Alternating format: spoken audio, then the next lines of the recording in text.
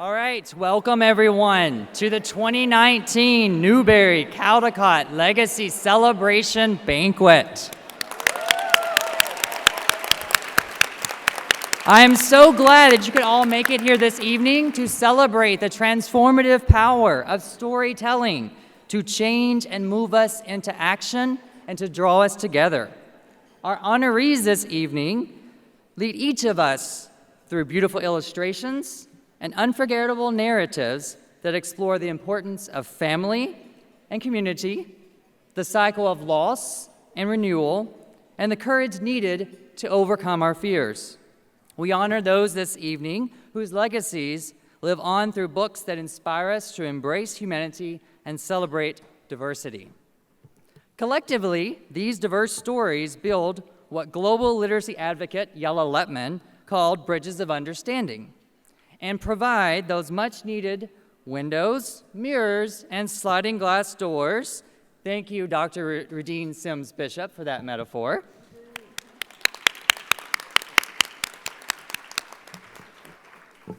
Those windows, doors, and sliding glass doors for children. All right. First, it is indeed my honor and privilege to welcome Loida Garcia-Febo, our president of the American Library Association.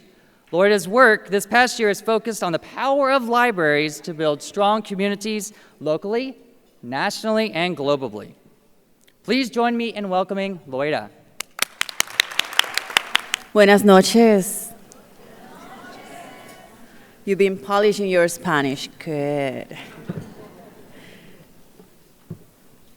It is a privilege and honor to be here tonight with you all.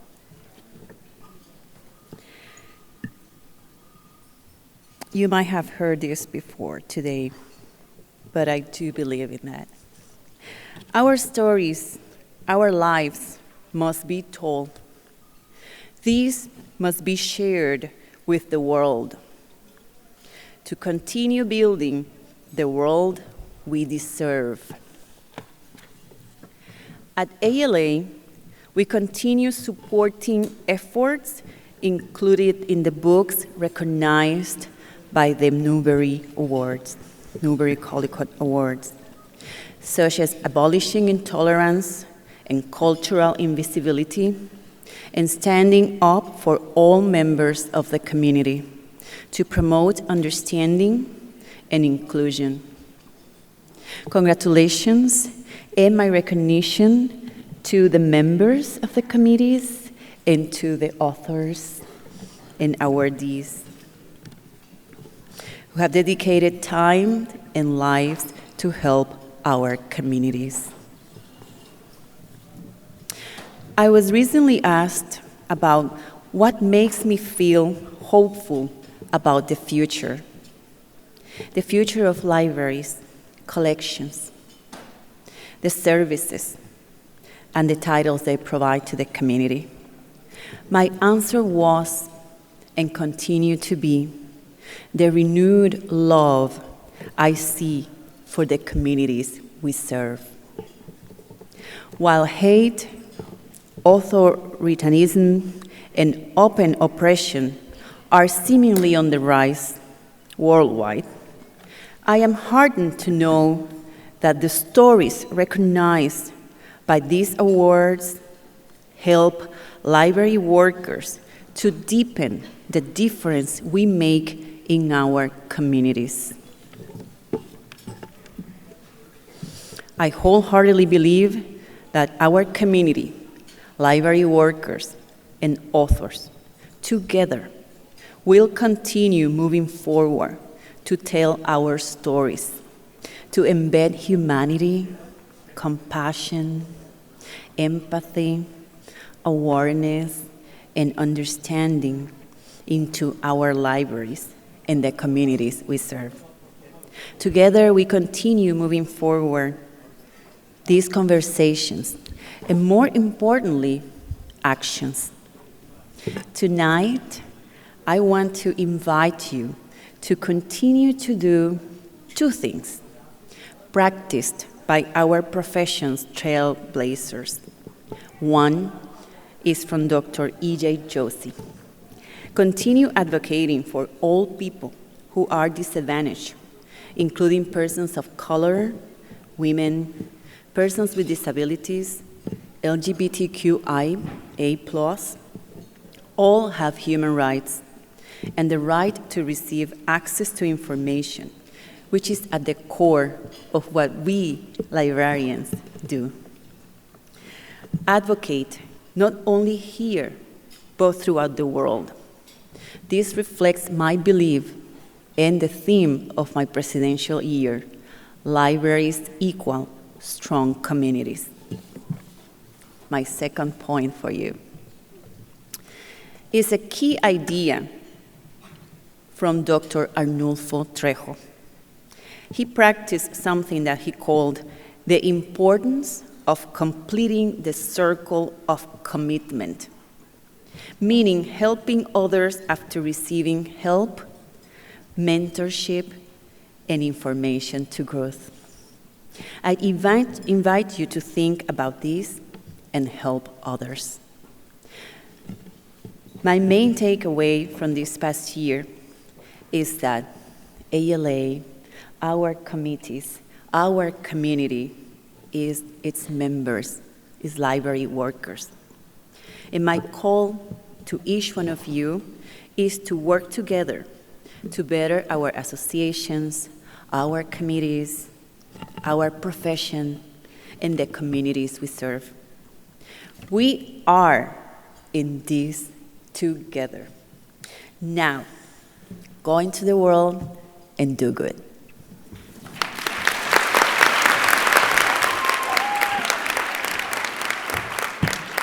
Hello, audience.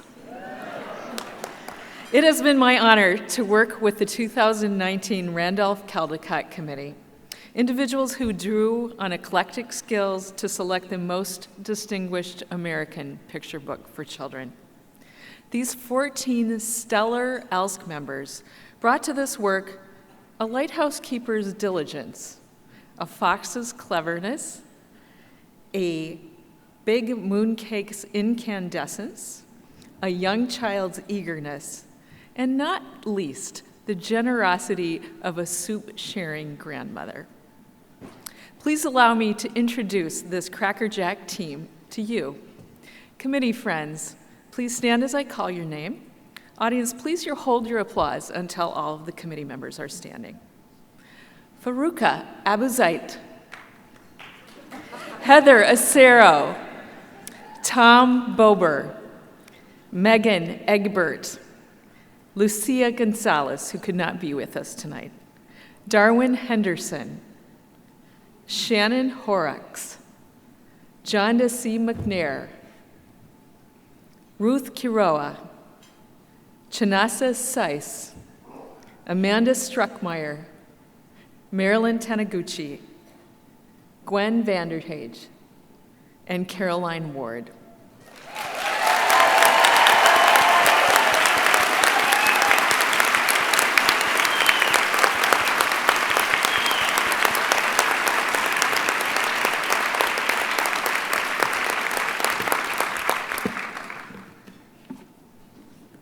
The Randolph-Caldecott Medal is awarded annually to the illustrator of the most distinguished picture book for children published in the United States in the preceding year.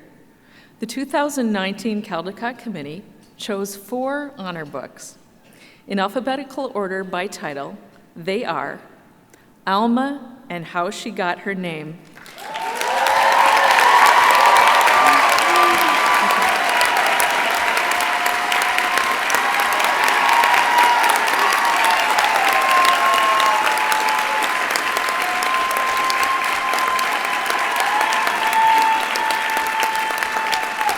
illustrated and written by Juana Martinez Neal and published by Candlewick Press. In this warm family story, a young girl learns the important ancestral origins of her long musical name. Juana Martinez Neal's hand-lettered fonts, soft palettes, and smudgy pencil lines bring to gentle life this delightful discovery of identity and heritage. Juana Martinez Neal please come forward and accept the Caldecott Honor Citation for Alma and how she got her name.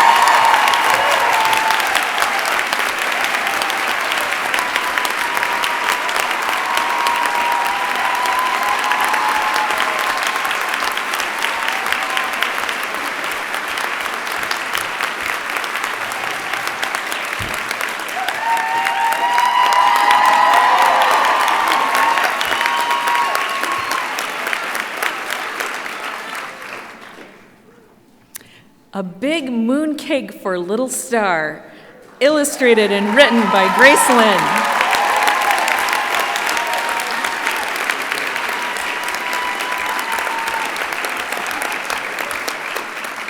And published by Little Brown Books for Young Readers, a division of Hachette Audiobook, or Hachette Book Group. Familiar details mixed with folkloric elements in this original fable about the phases of the moon. Grace Lynn skillfully merges the velvety black of Mama and Little Star's celestial home with the black of their gold-starred pajamas in a fadeaway style that is at once dramatic and cozy. Grace Lynn, please come forward and accept the Caldecott Honor Citation for A Big Mooncake for Little Star.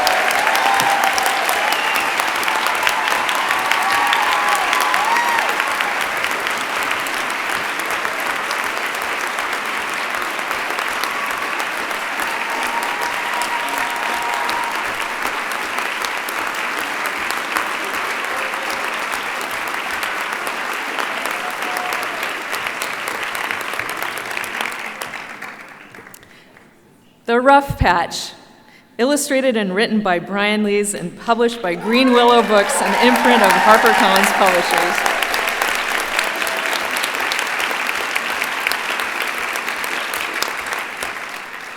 In this story of grief told through light and shadow, Brian Lees poignantly and powerfully depicts a fox's inner world following the death of his beloved companion. Masterful use of highlights and value changes in realistic paintings describe an emotional arc, bringing readers and fox through loss and desolation to hope. Brian Lees, please come forward and accept the Caldecott Honor Citation for The Rough Patch.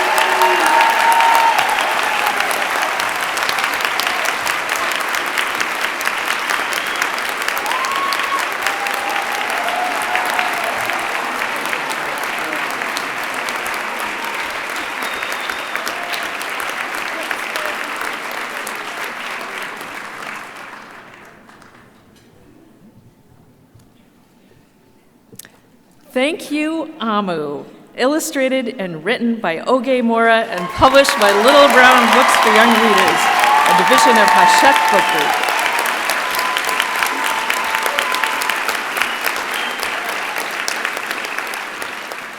In this story of community, generosity, and humility, readers meet Amu as she prepares the thick red stew whose fragrance will soon bring the neighborhood to her door. Oge Mora's lively mixed media collage blends texture, color, line, and shape in a musical composition that brings to life the many flavors of a big city and those who share life and food there. Oge Mora, please come forward and accept the Caldecott Honor Citation for Thank You, Amu.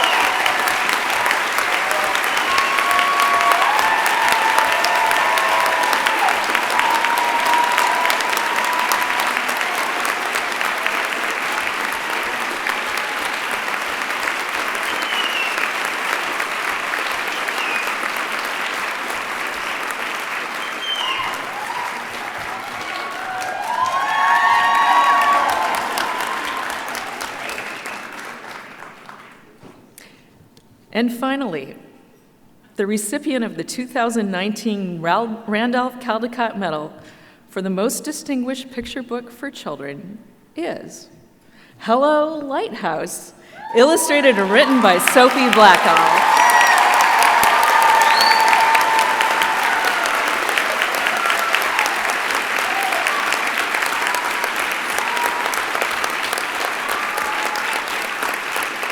The book was published by Little Brown Books for Young Readers, a division of Hachette Book Group.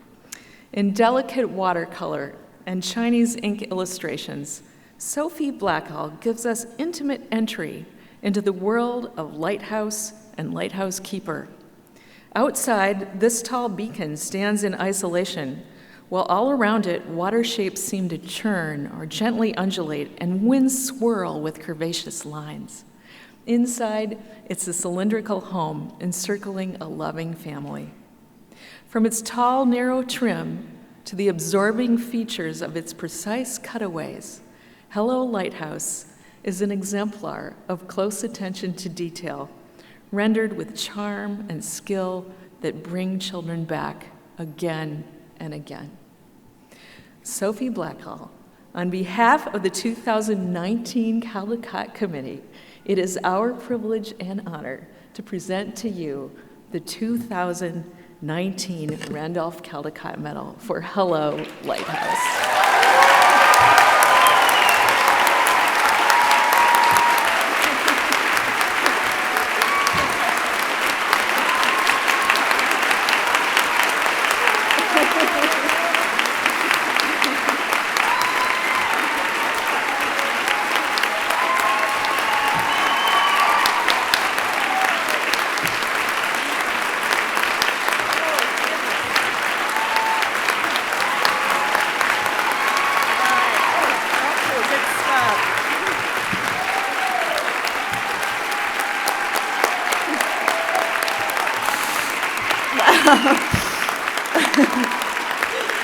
Oh, goodness. We've only just begun. Hello, hello, hello. Members of ALSC, members of the 2019 Caldecott Committee, members of my 2016 Calder crew, my family, my agents, fellow authors and illustrators, publishers, librarians, beacons of the community. As the 2019 Caldecott Committee gathered around a phone early on a cold January morning in Seattle, I was having dinner in sweltering Myanmar, trying not to picture them, but I couldn't help it. I liked the look of them all in my mind, about to deliver news, to change a life. And then, like some kind of dream, my phone buzzed. My phone. This was not supposed to happen. From 7,000 miles away, I heard the crackling committee and the word medal, and the first thing out of my mouth was, oh, no, no, no, no, no, no, no, followed by, are you sure about this? I hate to tell you, but I tried to give the thing back. As the news of this second Caldecott sank in, I kept thinking, no one deserves this much good fortune. And then I remembered how I felt when my second child, Eggie, was born. I didn't for a minute offer to give my son back. His arrival was every bit as miraculous and joyful and distinct as it had been with my first child, Olive. Later, when Eggie was 3, and I was trying to sound professional on the phone with my first editor, Victoria Rock, and he was under my desk in a cardboard box bumper car ramming my shins, then for a split second, I considered giving him back, but only for a second. I also realized with a thud how rude it was to question the judgment of the committee.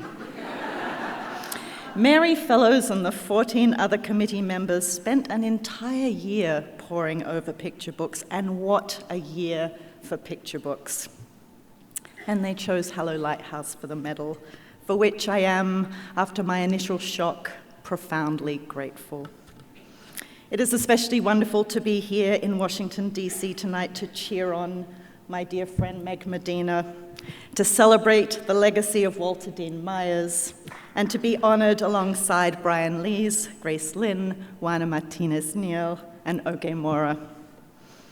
And yet, when someone says, hey, I hear you won the Caldecott, I wince in response as though they say, hey, I hear you accidentally killed a horse. Australians, as a rule, don't like show-offs. When I told my mother that I had won the 2016 Caldecott for Finding Winnie, she chastised me for bragging. Australians are trained to be self-deprecating. We save others the trouble of discovering our flaws by presenting them with a list when we meet, especially if we are women. In 2013, when Susan Rich wrote to me with the manuscript of Finding Winnie, before accepting, I asked whether she should perhaps consider Brian Floker, because Brian is really good at drawing trains. This year, the Caldecott attention made me uncomfortable. I was acutely aware of the many illustrators who made beautiful, award-deserving books in 2018, and I felt their disappointment. Also, I had it on good authority from Chris Rushka that nobody likes a two-time medalist, although he seems pretty likable. And maybe I was imagining it, but when people said, "Your cup runneth over," it sounded the tiniest bit like a reprimand, as though I had chosen an inappropriately sized cup and it was making a mess on the floor. So I decided to look to my forebears to see how previous medalists managed their good fortune. I went right back to the beginning, to 1938, when the first Caldecott Medal was awarded, and proceeded to read all 81 speeches. Well, I couldn't read Stephen Gammell's because that one was never written down. Some of you know about that. Many winners wished they could skip the speech or draw it instead, but besides that, most were pleased, surprised, and grateful. A few clearly thought it was long overdue. And then there were the women. Hello, Dorothy L. Lathrop, Virginia Lee Burton, Elizabeth Orton Jones. 18 solo women have won the Caldecott Medal in 82 years. I was very interested in the women, and especially the working mothers, and particularly the working single mothers, and most particularly, the working single mother who won 2 Caldecotts, my hero, Barbara Cooney. But it was Marcia Brown. It was Marcia Brown who writes so eloquently in each of her 3 acceptance speeches about the challenge and responsibility, peril and heartache of artistic process, who stopped me in my tracks. She writes about the artist in the third person, using the pronoun he. The Caldecott women had a way of distancing themselves from their achievements, which I found heartbreaking and familiar. Most lighthouse keepers were men, but some of them were women. Women in lighthouses did all the same work as the men. They tended the light, rescued sailors in storms, and scraped ice off the lantern room windows. They also cleaned and cooked and bore children. Most Caldecott winners are men, but some of them are women. Women who make books do all the same work as the men. They delve deep into research, they paint through the night, and they wrestle with revisions. They also clean and cook and bear children, and remember birthdays and booster shots, and to change the oil in the car. Hello, Margot Zimak, Trina Schardt-Hyman, Mary Azarian. In a Q&A at a recent school visit, a student raised her hand and said, "I have something to say and a question." I always love kids like that. I didn't know girls could be authors. And also, how does it feel to hold a medal in each of your own hands? I thought of Marcia Brown, and I looked this child in the eye without wincing, and I said, "Girls can do anything." And I'll let you know in June.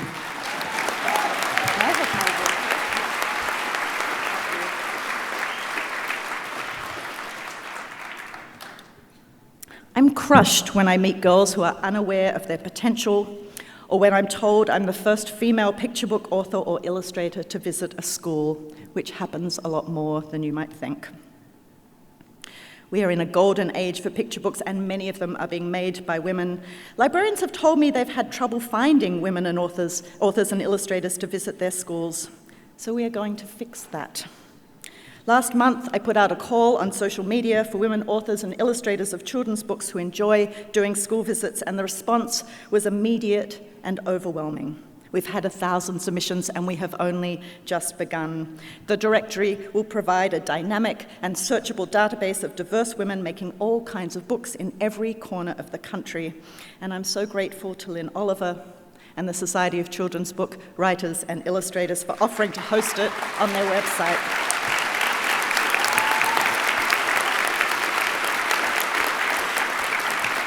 We aim to have the directory up and running before the new school year. If you would like to be included or so know somebody who should be on the list, you can find out how to submit on my Instagram page, which I meant to post before this evening and then I got distracted, but I totally will later on today. I want children of every gender to know that they can do anything. Hello, Grace Lynn, Oge Mora, Juana Martinez-Neal.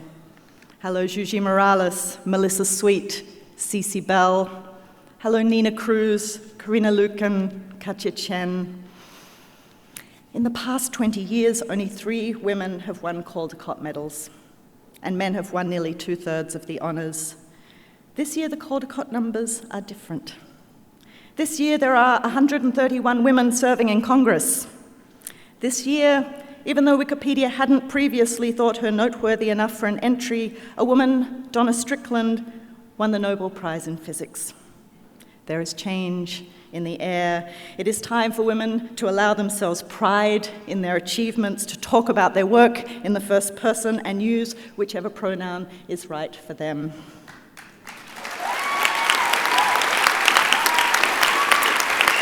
Hello, Ruth Bader Ginsburg, Jacinda Ardern, Alexandria Ocasio-Cortez. Hello, Lighthouse is dedicated to Susan Rich, editor, friend, beacon of light. Before I had drawn a single line of Finding Winnie, I was already talking to Susan about Hello, Lighthouse. I thought there is something special about this woman. She is brilliant and wise and wickedly funny. She illuminates everything in her path. She makes me a better writer, a better illustrator, and a better person. I hope we get to work together until our hands and hearts and minds give out. Well, it seemed at times as though we were in our own world discussing small things like fog bell mechanisms and lighthouse tender schedules, and big things like love and loss and hope and change. No 2 people are an island.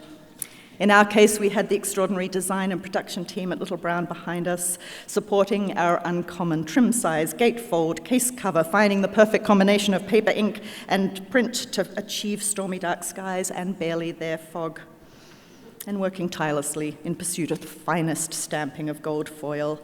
I thank everyone at Little Brown, including Dave Kaplan, Nicole Brown, Erica Schwartz, and Ruika Takanaga, also Nikki Garcia, Christina Picciota, Andrea Spooner, Megan Tingley, and Victoria Stapleton, who loves me in spite of everything. Hello, Equa Holmes, Carson Ellis, Michaela Goad. Hello, Barbara McClintock, Marla Frazee, Win Pham. If it gets to 1 p.m. in the studio I share in Brooklyn and nobody has yet mentioned food, Rowboat Watkins will send us a text in all caps, "Why does everyone hate lunch?" You might, at this point in the speech, be thinking, why does Blackall hate men? Oh, I really don't. I have shared my working hours of the past 8 years with some of the very best of them. Our studio lineup has changed. The way I feel about them has not. Brian Floker, Johnny Marciano, Sergio Ruzzier, John Rocco, Eddie Hemingway, Rowboat Watkins, Doug Salati, old and new, I love them dearly. They are kind and funny and insanely talented. They weighed in on every page of Hello Lighthouse, offering wisecracks and pity witticisms, thoughtful, generous, constructive criticism, loyal camaraderie, whiskey, and cake. A lighthouse is built on the same dangerous rocks it is designed to warn against. Half of the building is done underwater. A sudden storm can wash all efforts to sea. Making a picture book is not dissimilar. It's hard work to create a world from a blank page. It is much harder to build something than it is to tear it down. But with Hello Lighthouse, once I realized that the lighthouse was constant and steadfast and must remain in place on the spread while weather and seasons and time passed it by. And when I realized that the lives within the round rooms of a tower were lives like any others, filled with love and friendship, birth and death, grief and joy in expanding circles, then I entered a kind of painting trance, transported to a remote island in the middle of an imaginary sea. Outside in 2017, post-election, a storm was raging, and I was more grateful than ever for beacons. Hello, Michelle Obama, Carla Hayden, Jacqueline Woodson. Most Caldecott medalists either set out to make books for children, like Virginia Lee Burton, or they make books and other people say they're for children, like Marie Sendak. I make books for children. I draw a sad fish dinner to make them gag, a wild wind to make them shudder, and a room so cozy they can imagine pulling up the quilt and falling asleep to the sound of crashing waves. I think about the children who might read this book, but also the children who probably won't. The 12,000 eager children who get bussed into the Virginia Children's Book Festival in a county where 1 in 5 adults can't read. The children I met in Congo who are hoping the measles virus doesn't pass through their village before the vaccine reaches them. The young people I hope to work with in Nepal who, with astounding courage and creativity, are protesting being forced into marriage, some of them at the age of 5. And the hundreds of children who have been separated from their families and detained at border control facilities in Texas. With any book, the first children I think of are my own, because I couldn't make books without them. There were many years when Olive and Eggie and I were on our own. Like Barbara Cooney, I worked on books at the kitchen table while my children did their homework. I carried on late into the night after they slept. They were understanding and supportive, thoughtful and encouraging, wise beyond their years and entertaining beyond belief. Also, like Barbara Cooney, I have known the joy of falling in love a second time and expanding my family. Olive and Eggie and Jack and Bee have grown up together into the finest young people I know. I have spent long nights in the studio and long days on the road, but I am never happier than when we are sitting around the dinner table together. And as for my partner Ed, he tends the light and winds the clockwork and is everywhere all at once. He cooks and cleans and picks up my laundry. He who first told me I could write is the best writer I know. All the words in the world are not enough to describe how wonderful he is and how lucky I am. Luckily, he knows all the words. I'm grateful to Little Brown for making it possible for my family to be here tonight. It took reading the speeches of my forebears, artists, immigrants, soldiers, parents, teachers, men and women, to figure out what the Caldecott really means to me. Our work as bookmakers and our work as women is built upon the foundation of those who came before. It was built on sharp rocks, partly underwater, but without it, we cannot reach the height we need to beam a light into the dark. Until we look back, we can't look forward. With this second award, I can look forward. I can lend my ears and voice and hands to help advocate for children in Virginia and elsewhere who don't have books, for children in Congo and elsewhere who don't have access to vaccines, for children the world over who are robbed of their childhood. As always, I will look to beacons to guide me. Hello, Juanita Giles, Susanna Richards, Rita Auerbach. Hello, Martha Paravano, Donalyn Miller, Alvina Ling. Hello, Kyle Zimmer, Lisa von Drasek, Ellen Ruffin. Hello, Andrea Davis Pinkney, Ruxana Khan, Julie Danielson. Hello, every librarian in the room. Hello, hello, hello.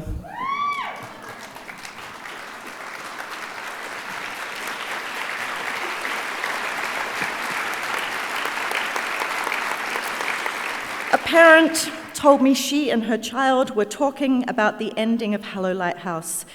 Did you notice all the circles? The parent asked.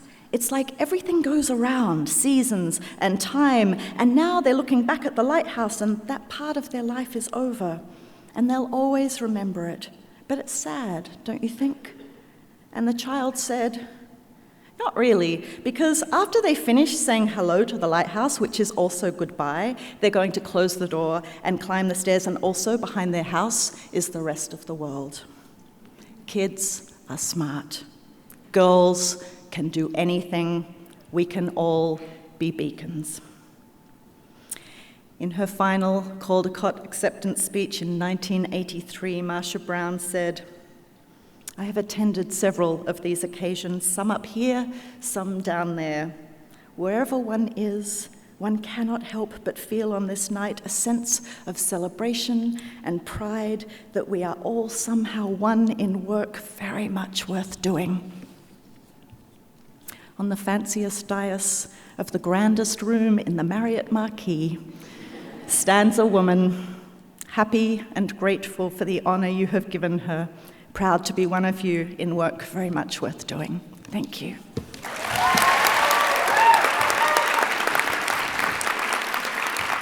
Thank you. This year, I have had the honor and privilege to work with a group of dedicated, hardworking, and passionate library professionals. Our work together was to award the 2019 John Newbery Medal. I would like to take a moment now to recognize my colleagues. Audience, please hold your applause until all members of the 2019 John Newbery Medal are standing. Mary Dubbs, Sandra Eklund, Robin Ellis Friedman, Eric Gomez, Pamela Archer Hamlin, Gregory D. Lum, Abigail Yvonne Morales, Emily Marak-Zik, Lalitha Nataraj, Alma Ramos McDermott, Stephanie Melash Rivera, Sue Z. Rocos, and Terrell A. Young.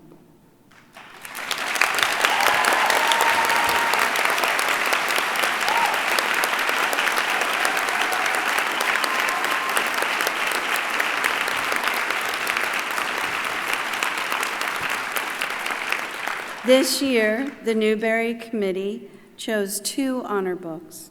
They are, in alphabetical order, The Book of Boy, written by Catherine Gilbert Murdoch, illustrated by Ian Schoner, and published by Green Willow Brooks, an imprint of HarperCollins Publishing.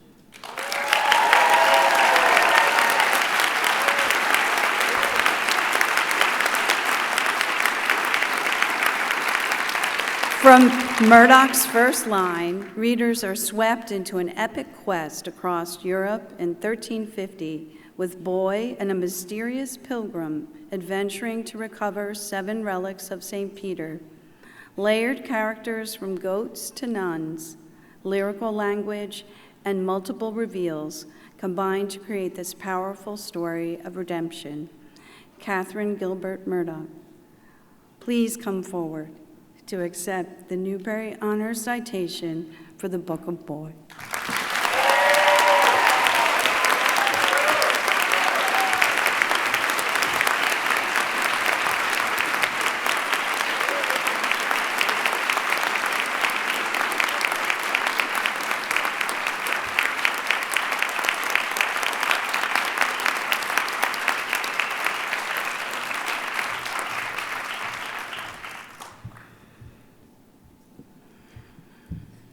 The Night Diary, written by Veera Haranandandi, and published by Co-Kilia, an imprint of Penguin Young Readers and a division of Random House, originally published by Dial Book for Young Readers and an imprint of Penguin Random House, was our other honor book this year.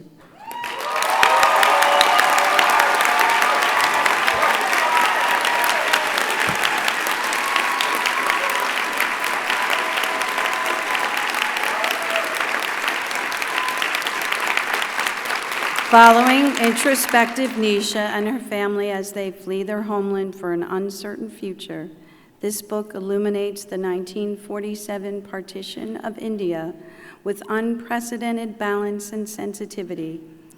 Through spare, evocative diary entries addressed to her late mother, Nisha discovers the complex beauty of her Hindu-Muslim identity.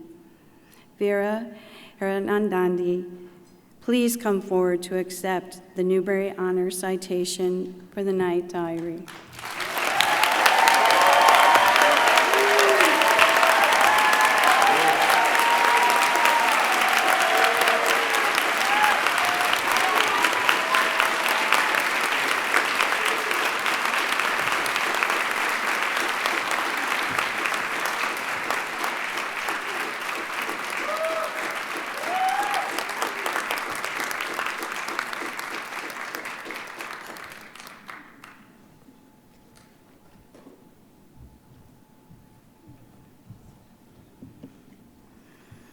And now, the recipient of the 2019 John Newbery Medal is Marcia Suarez Changes Gears, written by Meg Medina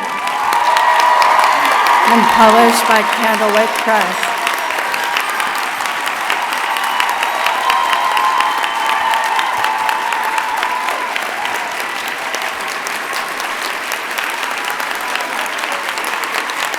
Using humor and grace,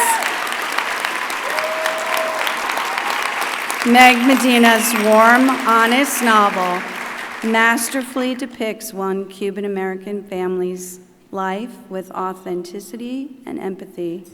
We also meet Mercy, a charming and plucky protagonist who cycles through life's challenges with the support of her intergenerational family. This richly nuanced novel tackles the complexity of navigating a multicultural identity amidst changing family dynamics. Meg Medina. On behalf of the 2019 Newbery Medal Selection Committee, it is my truly great honor to acknowledge your distinguished achievement and to present you the John Newbery Medal for Marcia Suarez Changes Gears.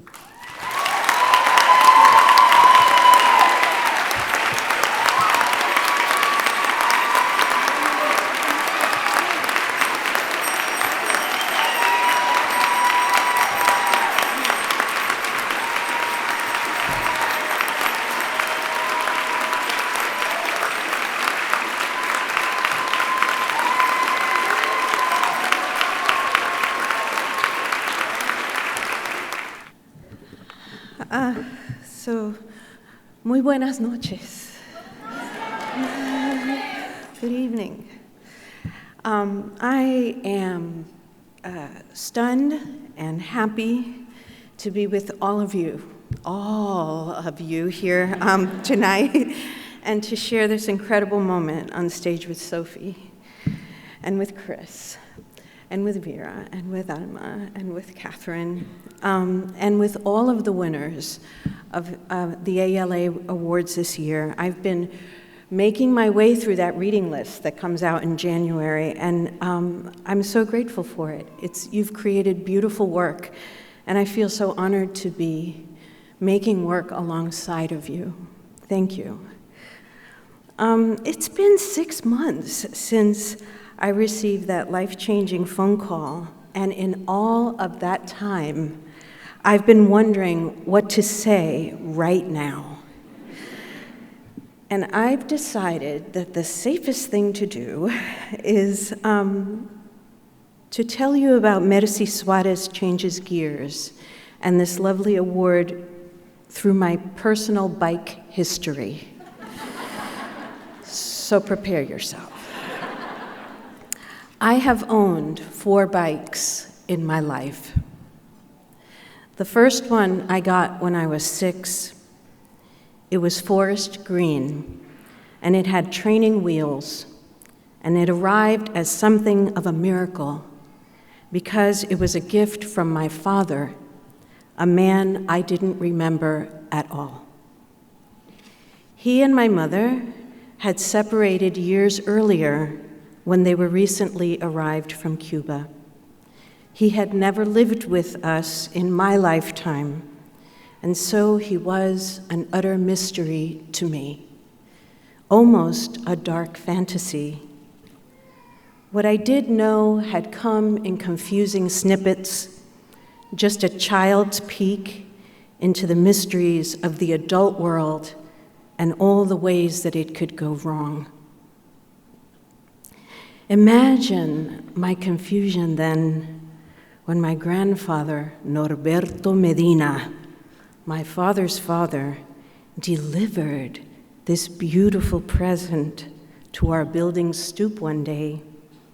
I hopped on that bike and I loved it instantly. There's a picture of me floating around.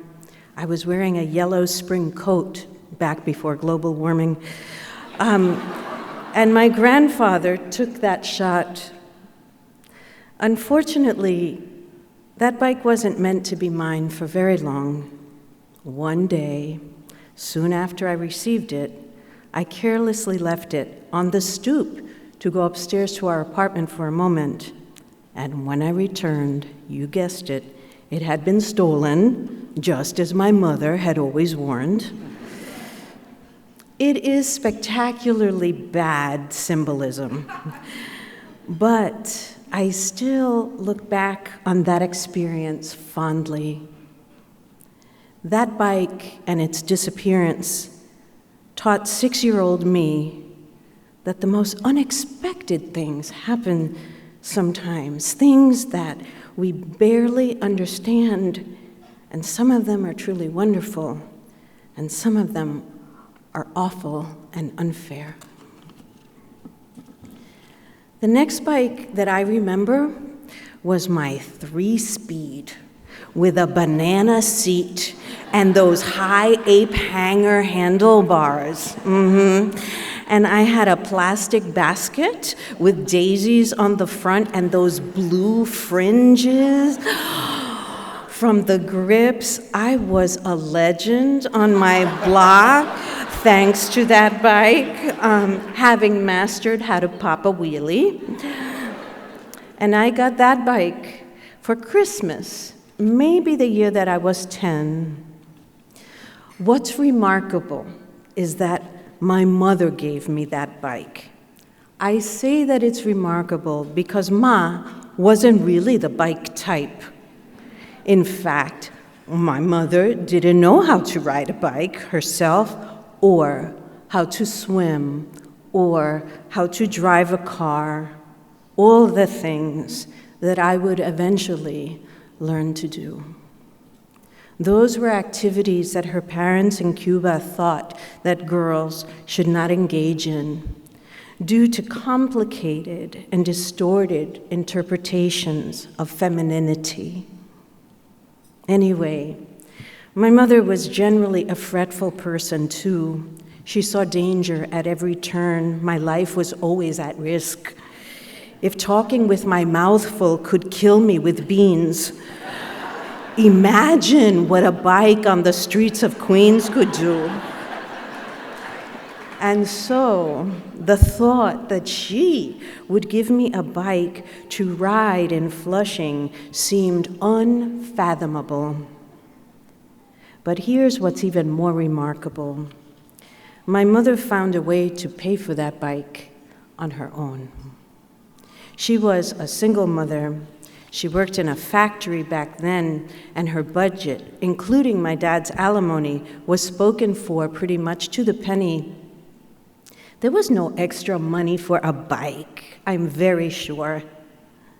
But my mother, like many of the other immigrant ladies who worked alongside her testing transistors, was nothing if not resourceful. She was given the option of working through her vacation week so that she could get an extra week's pay, and that's what she did. And with that money, she bought me that bike. At 10, I didn't give a thought to how she had paid for it. I was dazzled by that banana seat. I had received what I really wanted. And looking back, I'm sure my mother was tired and might have liked to have had a vacation, maybe to spend a week admiring the palm trees in Miami. She always talked about Miami as Mecca, after all. When things got bad in our building or at her job or with life in general, she threatened to pack us up and move us. Me voy pa Miami. Okay. But that year, she gave up her single week's worth of rest so that she could give me a vehicle of freedom that she herself had never owned. You can bet I bought a combination lock that time. I love that bike because it took me around the block and then to other blocks and then to neighborhoods and then to places that my mother could not see. That bike taught me that problems can have surprising solutions. It taught me that in families, people sometimes willingly sacrifice for each other. In my 20s, when I was newly married, my husband Javier splurged and showed up at our tiny apartment with my third bike. It was a bright red Peugeot 10-speed. They were all the rage in the 80s. It was the color of happiness, I thought, even though I had to crawl over it in the hall to reach it from our living room. It had more gears than I knew what to do with. The skinny tires were a disaster on the cracks in the sidewalk. But when I leaned over those ram horn handlebars with my young and supple back then, I said, I look fierce, I look slick, I look confident, none of which I felt inside. That bike taught me that sometimes it's okay to enjoy style and flash, especially when you're young, and there's plenty of time ahead of you to do sensible things. The last bike that I have is the one that's currently sitting in my garage. I bought it when we still lived in Florida, over 20 years ago, in a town where a flat landscape begged a beach cruiser with a nice, comfy seat. Our first daughter was an infant then, and I thought bike rides might help me understand the bewildering and unexpected new world of motherhood. Becoming a mother was harder than I had thought it would be. I worked with Easter seals and therapists and doctors who were trying to teach me all I would need to know to be her mom. So I'd strap my daughter into her little bike seat and ride with my neighbor from across the street, sometimes for miles and miles. And we'd eventually come to call those excursions our moon rides, because sometimes the sun would set and we'd still be pedaling, pushing, thinking, and talking. I have never gotten rid of that bike. I have owned it as all three of my kids have grown up and learned to ride their own bikes. I still had it when my mother and my aunt grew ill and came to live with us, an event that upended our lives in so many ways, as anyone here who has done caretaking knows. Let me buy you a new one. Javier always tells me when he sees me haul it out into the driveway, I think he's embarrassed in front of the neighbors. But something keeps me from accepting that sweet offer. It turns out the old seat is comfortable, especially now that I have some padding.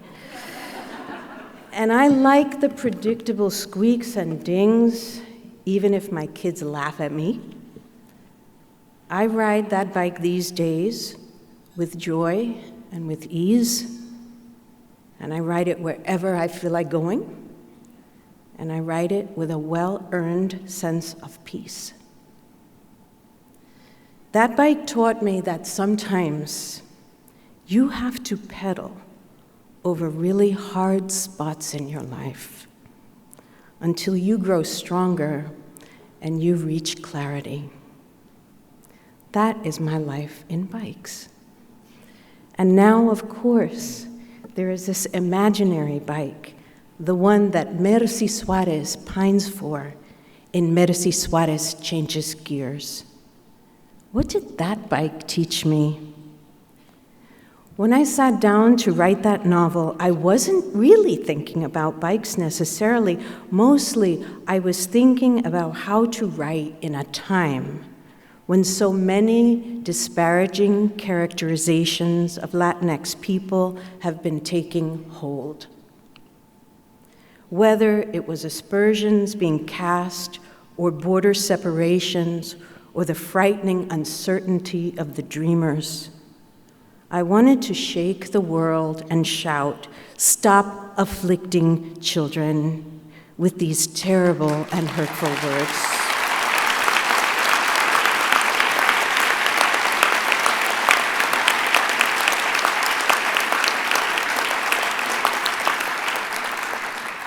Stop warping their view about who they are and what their value is. It is hard enough to start a new life in a new place. I had just finished writing a short story called Sol Painting Ink, which appeared in Flying Lessons and Other Stories, an anthology edited by Ellen O in combination with Crown Books. That story was about a girl whose voice I thought could help me capture the warmth of family, the eccentricities, the troubles of a family, and make us all laugh with them and feel their pain as if it were our own family. Because in so many ways, the Suarezes are like all of you and like all of us. They are one big, loving mess. What grew from that story is a novel with a bike as Mercy's first longing, a way to steer herself through the 6th grade and all that awaits her during that wonderful and bewildering year. Merci Suarez and her family are a Cuban clan who live intergenerationally, interconnectedly in Florida, as my mother dreamed of doing. And they're a family that sacrifices for each other in large and small ways every day, which is, I think, the most important legacy that the elders in my family left me. And what does Merci find out? I think just what I have, that life is full of wonderful surprises, like new friends in the 6th grade, and sometimes lousy ones like loneliness or family illness. She discovers, as all children will, that happiness and heartbreak coexist in a life well lived. Sometimes all there is to do for it is to switch to a different gear and push on, always with the hope of a better day. I am so grateful that this novel resonated with readers and with this year's Newbery Selection Committee. I'm delighted that the Suarez family will live in books forever, and I'm so honored to accept this award and to have my book join such an auspicious company with the previous medalists. My appreciation is boundless, and first and foremost to my editor, Kate Fletcher, who took a risk on me all those years ago when she first started acquiring and when I was first starting to publish. I'm grateful for her good questions and her calm and thoughtful guidance as I reach inside sometimes where I don't really want to go. Kate, I cherish all that we have shared over the years. Our crazy bike taxi ride on the Manhattan that time that we nearly got killed on, the missed flights, the tough schedules, even the wardrobe failures that we've seen together. What a journey, Miss Kate. I'm thankful to Teen Meg at Candlewick, Karen Lotz and John Mendelson, Jennifer Roberts, Susan Batchelor, Andy Krozik, the utterly heroic Phoebe Kozman, who runs my schedule, Kathleen Rourke, Ann Irza Leggett, Pam Consolazio, and just the entire staff from top to bottom who labor on my behalf. Thank you for all the ways that you patiently entertained my ideas for this book, for buying those bike bells that were very cool, and for setting a high... You see? They're good. Thank you, Candlewick, for setting such a high bar for what it means to develop authors with respect and great care over time. Many thanks to Josepeda for the beautiful cover. It is beautiful. A huge thanks to the Andrea Brown Literary Agency, specifically my agent, Jen Roffey, who is my fiercest advocate. Don't mess with her. Thank you, Jen, for pushing me to ask and to dream and to reach, even when I don't think I can get there. Mostly I am sending love and thanks to my many friends and colleagues in the Children's Lit community sitting here. Some of you I have known and loved for a lifetime. Some of you have come into my life through publishing, and you are professional friends who have now morphed into my lifeline. And still others are that wonderful category of friends that I see at these bookish events, and we throw our arms up and say, "Ah!" as we walk by each other, and I just love when that happens. How I appreciate all of our conversations and the moments when we give each other advice and lend an ear. How meaningful it has been to feel your love and support, not only right now for this medal, but during all the years that have led up to it. This is especially true of my many friends who've been in the trenches of getting more voices to the table, particularly my fellow Latinx book creators, and also those I have met through We Need Diverse Books, my colleagues at Hamline University's MFA program, my friends regionally and nationally at SCBWI. The work of fairness and love is hard and fraught and essential to the children we write for. What a privilege to know and learn and work with you. Thank you to the librarians and teachers and booksellers who have brought my books to readers and who have simply made my career. For all the ways that you treat the authors as stars, you are really the ones moving mountains. And in this, a special shout out to my friends at Reforma.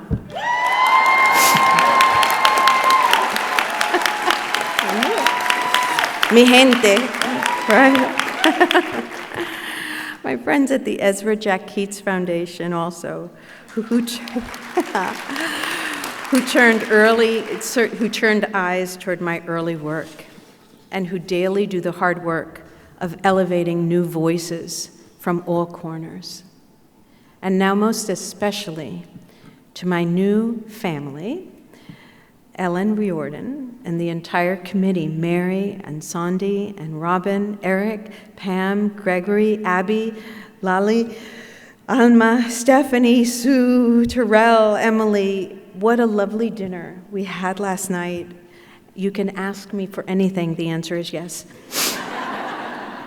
Thank you for deliberating for hours and hours and hours, and for choosing my book to represent children's literature in this way. And of course, to my husband and children, who I will not look at right now, who are here tonight, maybe feeling bad about all the trash they talk about my bike.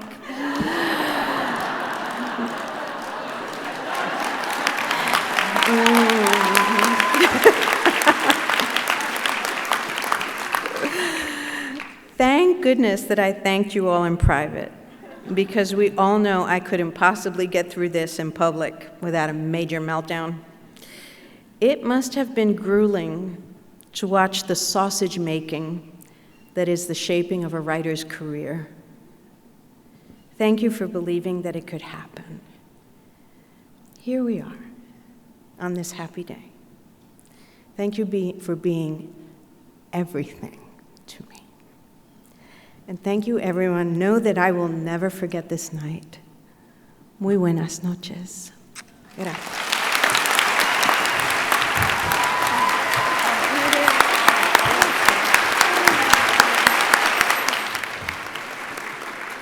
Excellent. Thank you, Mr. President. And good evening, everyone. So, legacy. Legacy can mean many, many different things. It can be of, relating to, or being a previous or outdated computer system. Some of you may be familiar with that. It can refer to money or other personal property granted by the terms of a will. It can also mean that you are an author or illustrator whose books published in the United States have, over a period of years, a significant and lasting contribution to children's literature through books that demonstrate integrity and respect for all children's lives and experiences. That's my favorite one. That's my favorite definition. It's my favorite definition because that's the one that refers to Beverly Cleary, Virginia Hamilton, Lawrence Yep, Ashley Bryan, Tommy DePaola, Jerry Pinkney, Jacqueline Woodson, and 15 others throughout history. And tonight, together, we will add another name to this rich legacy of children's literature, Mr. Walter Dean Myers.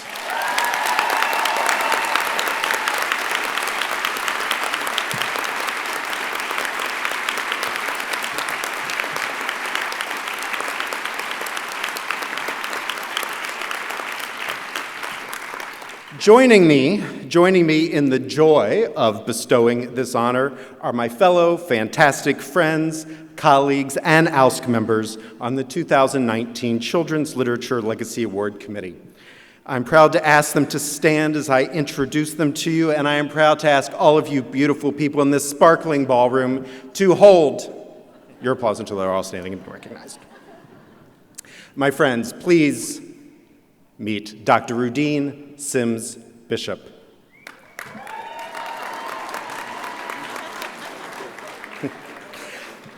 Carol Arlene Edwards. Amy Kellman. And Dr. Cindy A. Lombardo, who is celebrating her 45th wedding anniversary tonight with her husband, not with us. She's not here, but she's here in spirit. So please, the committee.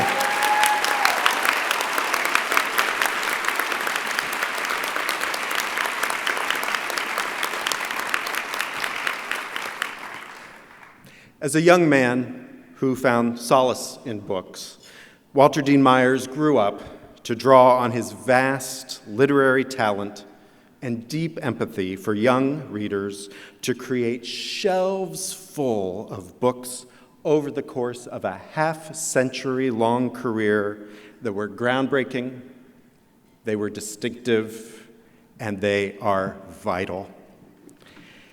A Newbery honoree, recipient of multiple Coretta Scott King Book Awards, Hans Christian Andersen Award nominee, National Ambassador for Young People's Literature, and, most importantly, a kind, funny, and passionate human being.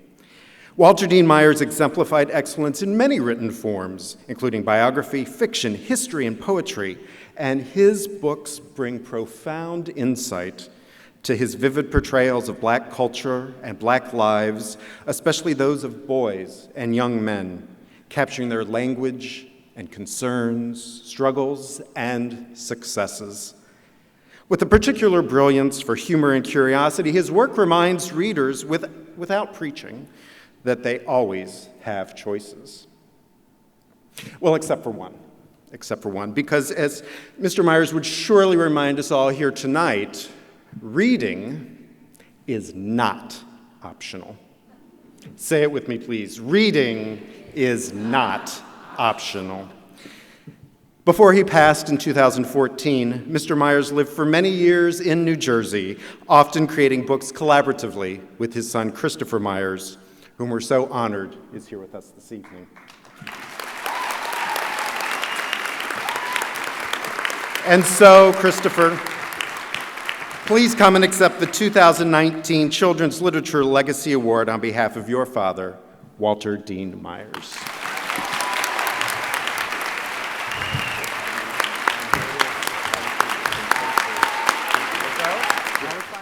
Dear Dad, I wouldn't have ever started it that way.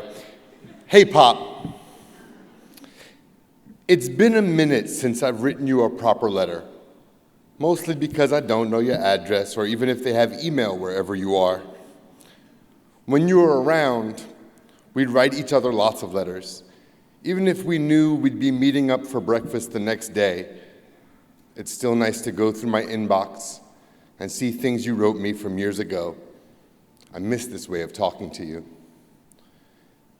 I'm writing to tell you that you won the Legacy Award, which is to say you've changed the game, which I guess you already knew, but it's nice to hear people say it.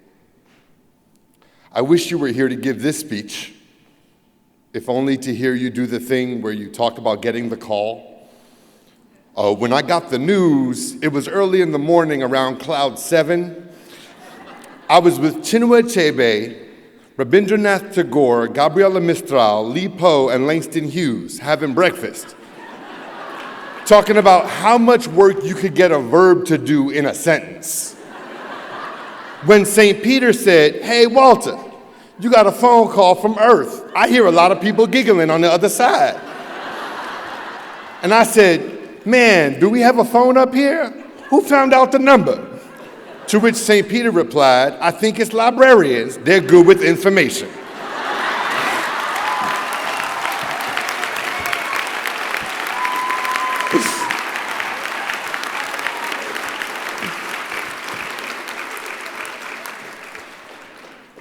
People have said so many things about you in the past 5 years. They put up a plaque at the George Bruce Branch Library on 125th Street. Go on.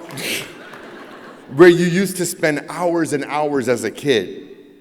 I imagine telling kid you that they would have a plaque up with your name, Harlem Bad Boy, done good.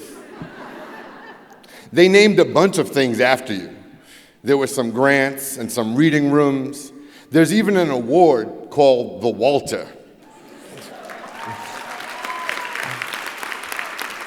which my friend Jason, remember him, has won now like 53 times. People sort of invoke you whenever they want to say that they're doing something important or real, or if they want to say that they're caring for Black children or young people of color or poor kids or boys or whoever they want to say that they're caring for. I've heard so many stories of significant things you said to various folks. You'd be surprised how many significant things you'd said. They all talk about your voice being deep and that you were tall, lots of folks say, you know how Walter was. Like, Walter Dean Myers was in the elevator. He loomed above me and looked down at me with his warm brown eyes and said in that voice of his, you know how Walter was. Then everyone in the audience half laughs and half sighs. Then they follow up with some deep affecting thing you said, a pearl of wisdom, at which point there's a smattering of applause and general agreement. Once I began to read, I began to exist. Nobody ever quotes the silly stuff. When a baby is born, this is a quote, when a baby is born, you shouldn't say discouraging things about it like, hey, I seen prettier dogs than that baby. Which is probably for the best, though you are still funny and still make me laugh. All this quoting and remembering the stories, the significant moments in elevators and classrooms and juvenile detention centers. They'll quote you on tote bags and bookmarks at the beginning of their essays and then at the end of their speeches. It's their way of claiming you, and it's beautiful. Sometimes the you they claim is unfamiliar to me, like a cardboard cutout of what they think a writer is. Some sort of Moses come down from the mountain with stone tablets that lay down commandments about young people, literature, and how to change our literary landscape to better reflect the people around us. James Earl Jones' voice, stentorian tones, wisdom and vocabularies crowded with gravitas. It's still a part of you, and I'm thankful for it, even when I don't agree or know you wouldn't agree, but it's not you. People write and rewrite you. I saw somewhere where they said that your gift is that you wrote with an authentic urban voice, that you kept up on all the latest slang. And I wonder, what books were they reading? I remember a few times reading a manuscript and suggesting maybe you drop Jim from some character's speech, as in, what's happening, Jim? Unless that character was born in the 1930s and hit his stride in the 1960s in New York like you. The people who write such things, I imagine them imagining you. Walking around Harlem or Jersey City on a summer day, scribbling into your anthro-linguistic notepad, the youths are saying the word Gucci for good. I must include this in my next novel. I even hear other writers touting their own downness. I listen to hip hop. That's my music, man. That's how I stay relating to the kids. And I wish you could magically appear and whisper a little advice in their ears. Write them a letter. I wish I could give them my memories sometimes. You listening to Cesaria Evora or Dulce Pontes as she twists a mournful fado from the little radio behind your desk. You are laughing at a funny thing you wrote in that way that you enjoyed writing for its own sake. You are looking up at the collage Mama made for whatever your latest project was, yelling at the cat to stop giving you the evil eye as you typed. Another person once said to me, your father was real. He wasn't afraid to tell the truth about the hood, no matter how harsh. And I never really know what they mean. I smile, I say thanks. I can't imagine a faux you as opposed to the real one that they imagine.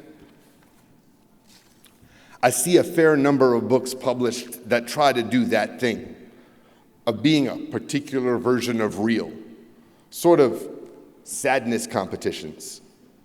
These books depict young people who see themselves more through the eyes of others than their own eyes.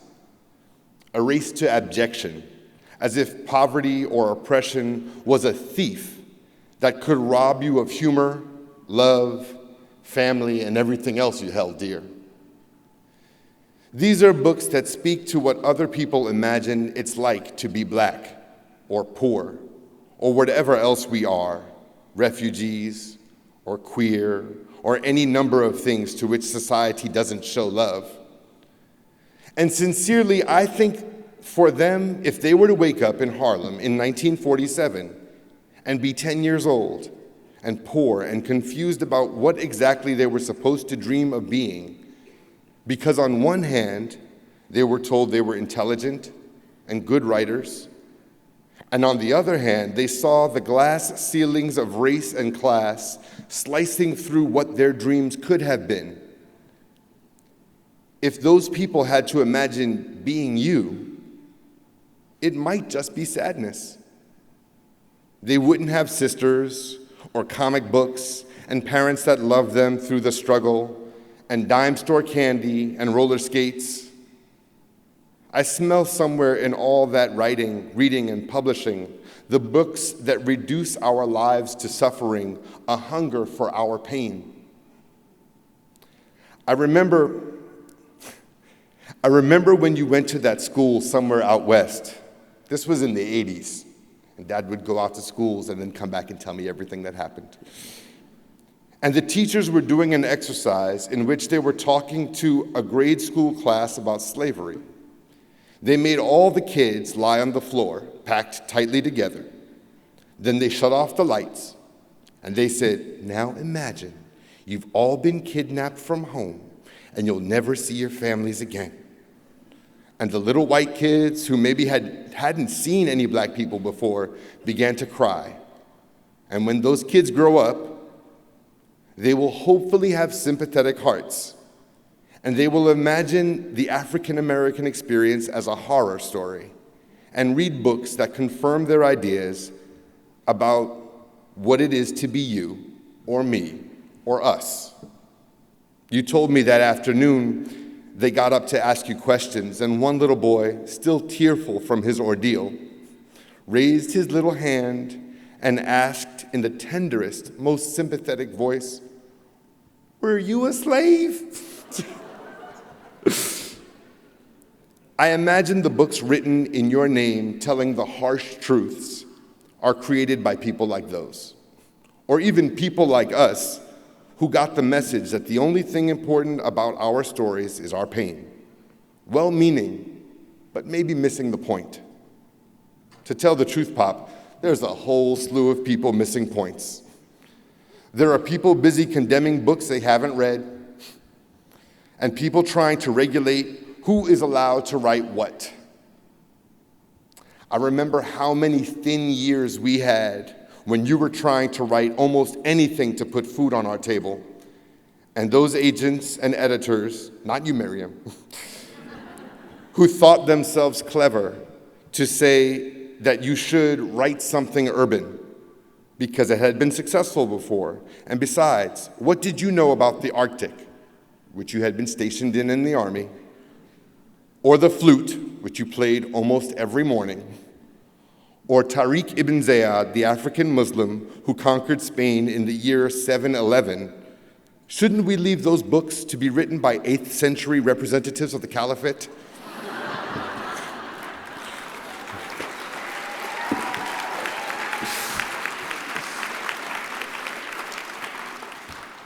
Thank goodness for Mom, who was always your harshest reader and ardent supporter, who said things like, "Well, I don't think the main character is likable," or very occasionally, "This one is just good." You always said there's a special love in someone who will be honest with you about your work. Your mother loves me like that. And as I continue making things in the world, I see how rare it is. I think about the editors you swore by, like Phoebe and Regina.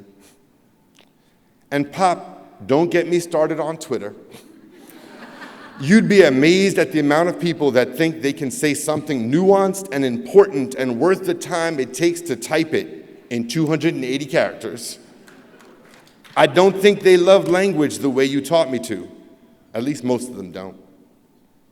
But all of them, the ones that get it and the ones that don't, they appreciate and claim you.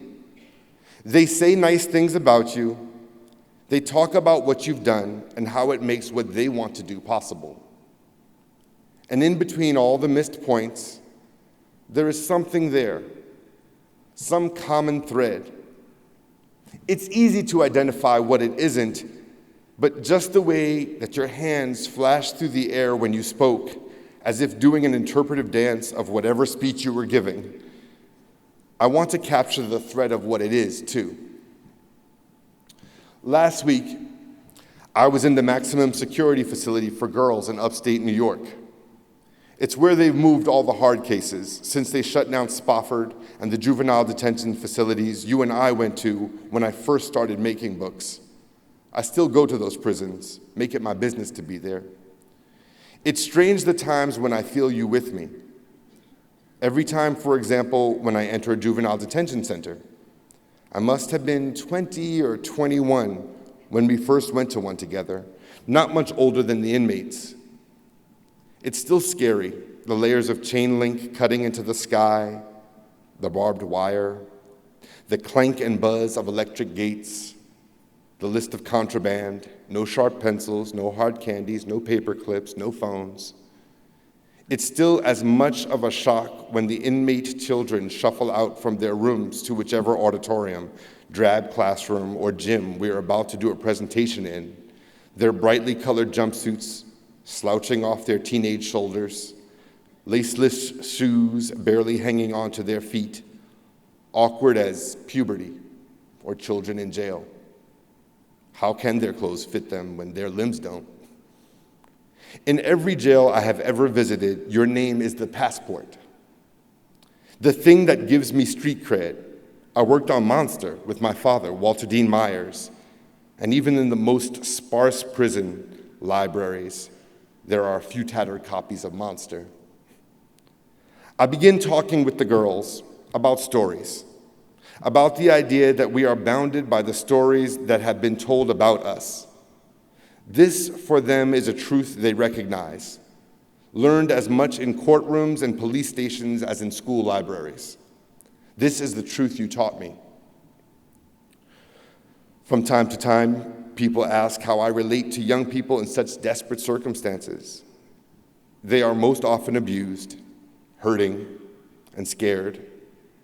They are as responsible for their current situation as any 11, 12, or 13-year-old is, which is to say, not very. People who don't visit kid prisons wonder if I adjust my language or attitude, if I stay up on the latest lingo. I remember the countless times that we were in these places together and laugh at the thought of you slanging it up for some young folks. You always told them what you thought was true, and that, especially for these young folks, is always passport enough. They tell me the stories they feel have risen around them, that cut into their skies, like the barbed wire and chain link fences. And I think of you again, a boy in Harlem, who looked at the stories that limited you, what cut into your sky. I remember how you saw yourself in these girls, in the boys on the news that were arrested, on trial, or dying. They're still turning us into hashtags, Pop. We would leave every jail and you would shake your head. I think we got to them. I hope I wasn't too late.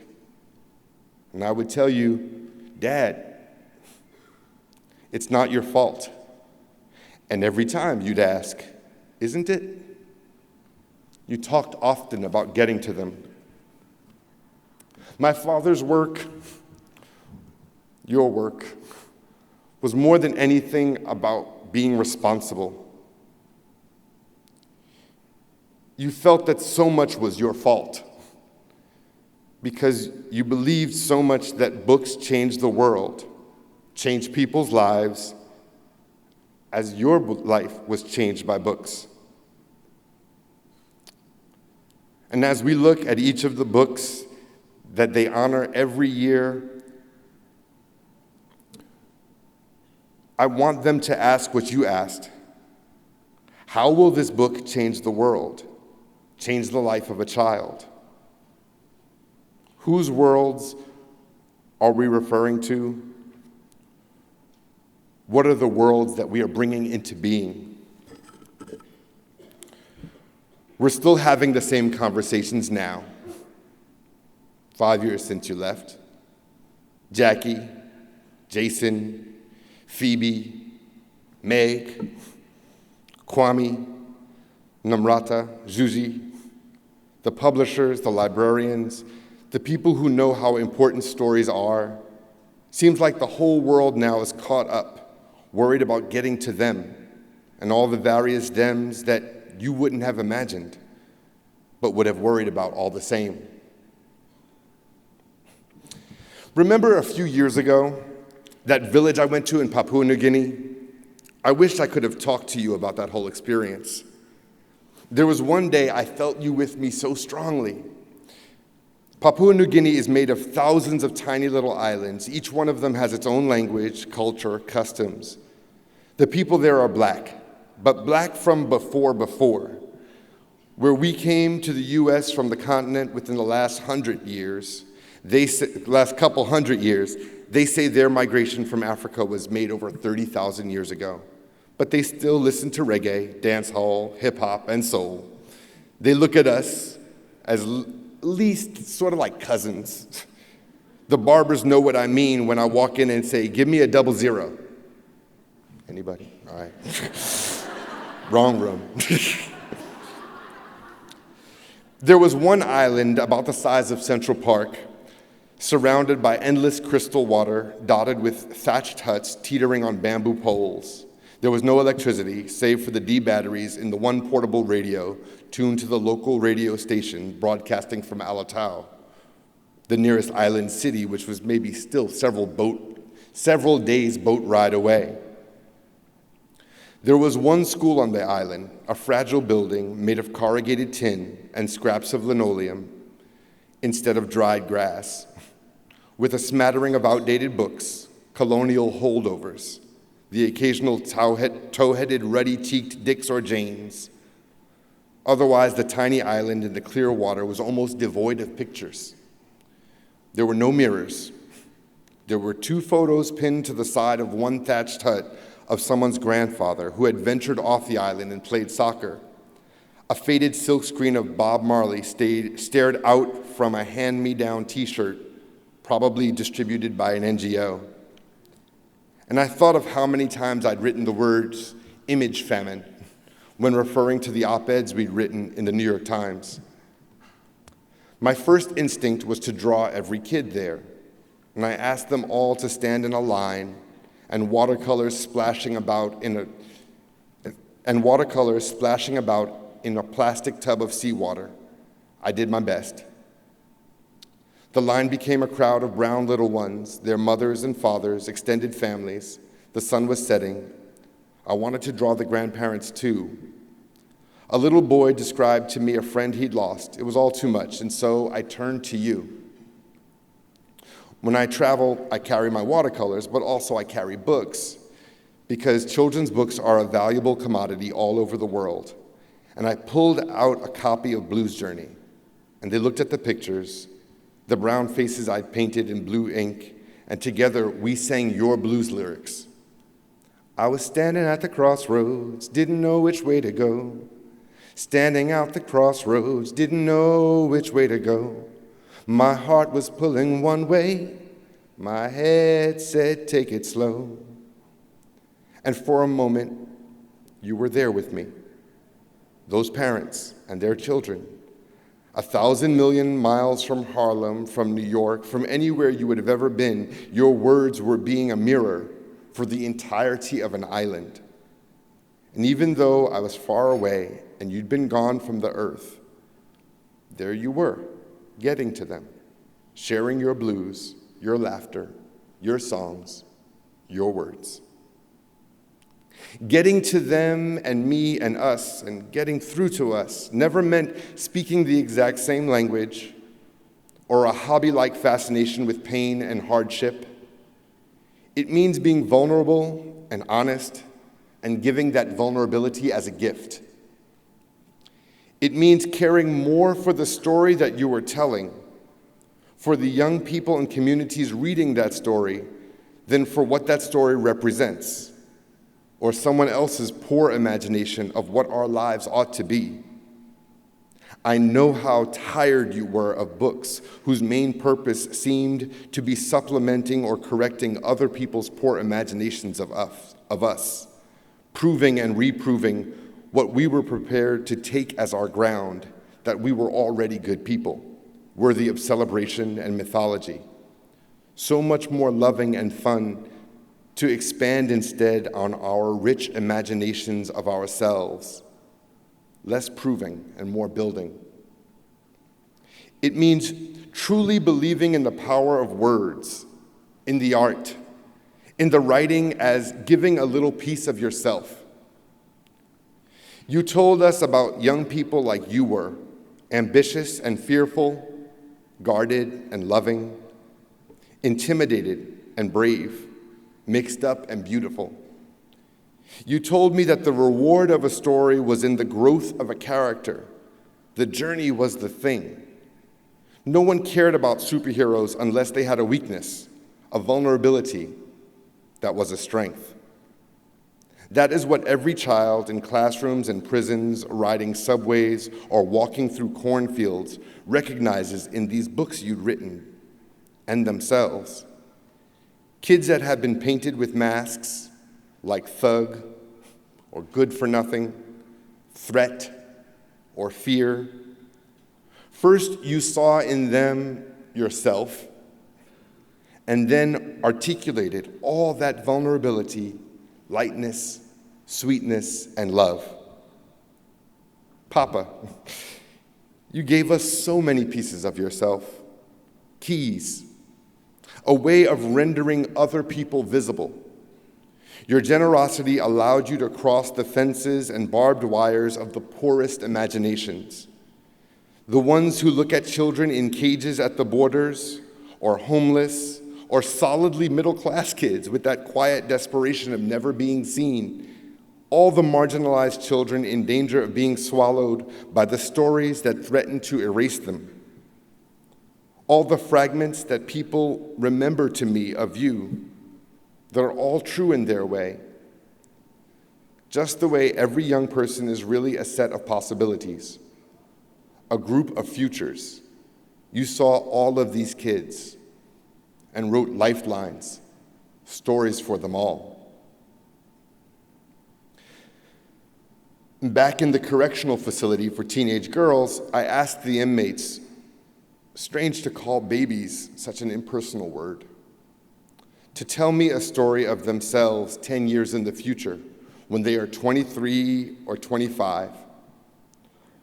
One whose smile for a moment breaks through the layers of gray paint and cinder block, looks at me sideways. I don't know if I'm gonna be here then. I think of you again, what you would have told her, what you do, how necessary it is. You are a storyteller, which is another word for magic. You made stories that resurrected babies who imagined themselves nowhere in 5 years.